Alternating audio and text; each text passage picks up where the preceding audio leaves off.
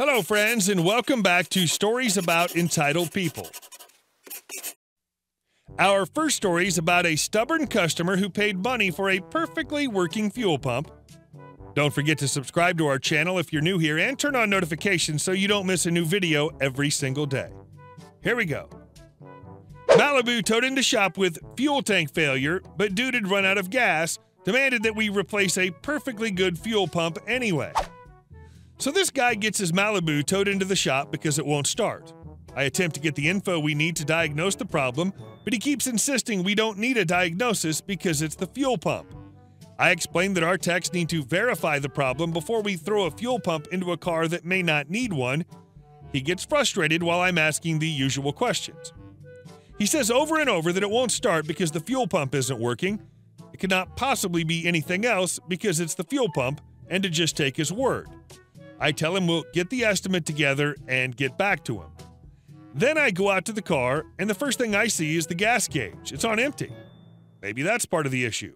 So I grab a gas can and dump a couple of gallons in it and try to start it. She fired right up and purred like a kitten. After some further tests, the tech confirms the no start was due to running out of gas. Fuel pumps can't pump if there's no fuel. I called the man to tell him great news, and he loses it, screaming about how the car was not out of gas and demanding that he speak to my boss because I'm clearly an idiot.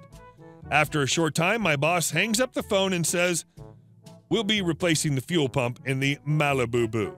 So call the parts in and I'll pull the car around."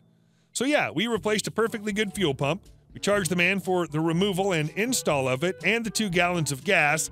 He smugly left saying, "Knew it was the fuel pump," to me, while thanking my boss for his quick action. We tried to save him hundreds of dollars, but he was not having it, so we gave him what he wanted. Poor guy just couldn't admit to running out of gas. And our second story. Why pre-employment background checks matter. About 4 years ago, I was hired as a contract to hire for a position at a major IT storage vendor. I put in my 2-week notice and then got called by the account manager stating that EMC pushed back my starting date a week. No biggie. I end up getting a week off work unpaid. So I close out my 2 weeks on Thursday. I'm supposed to start the following Monday. I get a call from the manager of the contract house stating that there was some fraud involving my position and that it didn't exist. I'm like, WTF? They explained that the contract manager basically made up the positions in hopes of getting paid. Additionally, he ran up over $10,000 on company credit cards. I told them they'd be hearing from my attorney as it was not my fault they didn't have the proper checks on their staff, and my job was with them, not the end client. My attorney contacts the contract house's insurance company, and they won't start negotiating until my losses can be calculated, landing a new job. So I start my job search in earnest. In addition to looking for a new gig, I begin doing some work around the house, pulling up carpeting, painting, and installing a new laminate floor. Fortunately, and since I knew I'd land a job and I'd get paid for my time off, I was able to borrow some money from my parents to get the stuff done. I start Googling the guy, and of course I find him on an offender tracking system maintained by our state. I dig a little deeper and find he has an extensive criminal history dating back to the 80s. New gig and insurance company pays off. I start a new gig a month later while my attorney starts negotiating with the contract house's insurance company. They lowball me and I tell them to pound sand. When I forward the information about the contract house hiring a convicted felon, my pay for the job I left, the expenses I incurred, and some smooth words from my attorney about having a sympathetic journey because I left the job I had and was now out of work thanks to the negligence on the part of the company they were insured by. They settled for the time I was out of work, which was a month, COBRA, the pay at my new contracted rate, and miscellaneous expenses related to job seeking. Part of the agreement was that I would not speak ill of the contract house, and I won't. I really don't have any issues with them as they were honest about their F-up and made good with me. I paid off my parents with the check. I contact the contract house again and speak to the manager. At this point, since things are settled, he apologizes and said that they've changed their procedures, including background checks as well as fraud checks on their corporate cards. He said the city wouldn't prosecute since the losses weren't large enough or verifiable. I point out that I was out of work a month, He tells me I'm not the only one. There were 15 other people that were victims of this guy's fraud, and 11 of them put in their notice at their current jobs, including one guy that had moved from California back to the Midwest. The revenge. At this point, I am PO'd at this guy. I'm very good about finding work. I've been laid off 4 times and never out of work longer than a month, knock on wood. But many of these people may not have been so fortunate. He effed up so many lives with this fraud, and for the recruiting firm, they only lost money. I checked this guy's LinkedIn profile a month or 2 later, and I find he has a new job as an account manager at another recruiting firm. I call the recruiting firm and tell them the story, as well as providing them links to his offender status. The manager tells me he just started 2 weeks prior, but he was in orientation. They fire him immediately. He lied on his resume. They didn't perform a background check. They wondered why his resume listed as a HR generalist at the state prison, not knowing he was in the state prison. I'm all for giving people another shot, but this guy has an extensive criminal record with multiple convictions for fraud, theft, B&E, including a B&E after the entire mess with the last recruiting firm, not to mention multiple stays in state prison. I check his offender status in my state. At one point, he had absconded from parole. I haven't checked in a few months, but on Sunday, I found out his offender status is clear, and he's updated his LinkedIn. He's working for another recruiting firm. Time to give them a call. Update. Somewhat anticlimactic.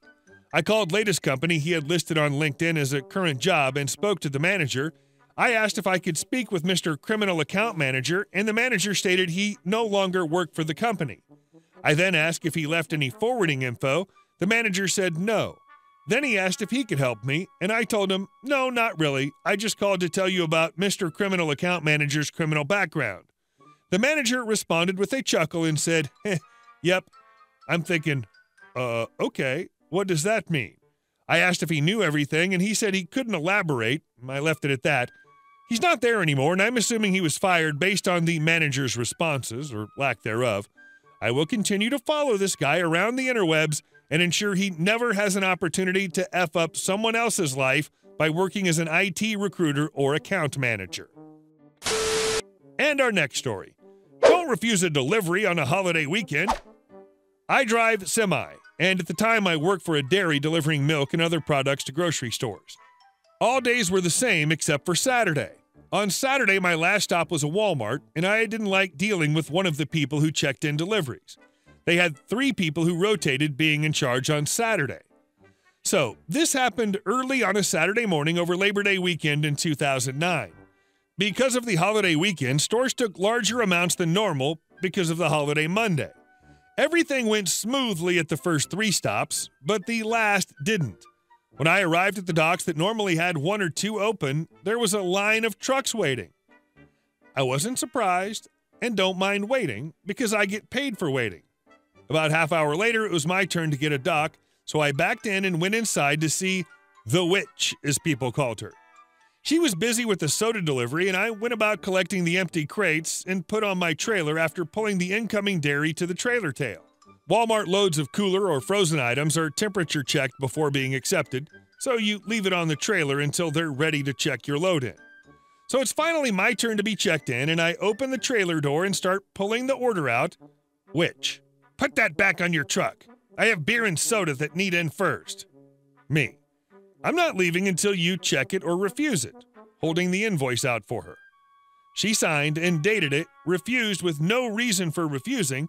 I put everything back on and secured it, then pulled off the dock and parked out of the way, then took a picture of the invoice and texted my boss before calling her.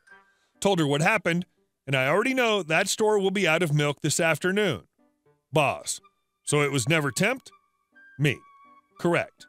So when they call later looking for the milk, tell them it was refused for no reason and check the cameras.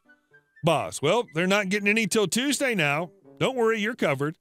So I took and put the product back into the plant cooler in good product return area.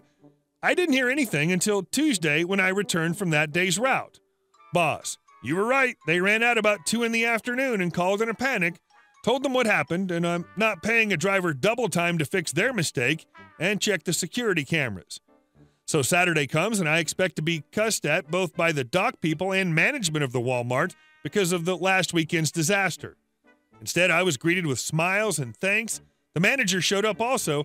It seems that was the mistake that he was waiting for to fire the witch.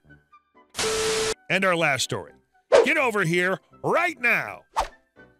I work very hard to take care of things and keep my tenants happy. Sometimes a few of them push it though, like this old bat, OB, I had once. She'd pushed my buttons a few times, been difficult, bossed me around, wasted my time on nothing. One day, she was very rude and pushed it too far. Phone call. OB. This is OB. I need you over here right now. Me. Okay, what's the problem? OB. I'm in a hurry. I don't have time to explain it. Just get over here. Click. Annoyed that I didn't know WTF the problem is, I jump in my car, no tools or anything, and rush over. I get over there, she meets me at the door. Me. Hi, OB, what's the problem? Well, can't you tell? Looking past her, I see nothing. No smoke, fire, water, etc. No? Can you give me a little more info? With an irritated huff, she walks to the half bath and commands, there. Me. Okay, toilet problem? I check it and find the toilet runs on, leaks a bit, flapper's old.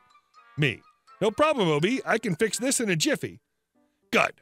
I'm in a hurry. Get it fixed. Yep. Got to go home and get my tools and stop by Home Depot to pick up the repair parts. I'll be back ASAP and get this fixed up like new. The look on her face was priceless. It took me almost an hour to go home, get my tools, stop by the store, and return. The job was only 15 minutes to replace all the guts of the toilet. She was quiet the whole rest of the second visit.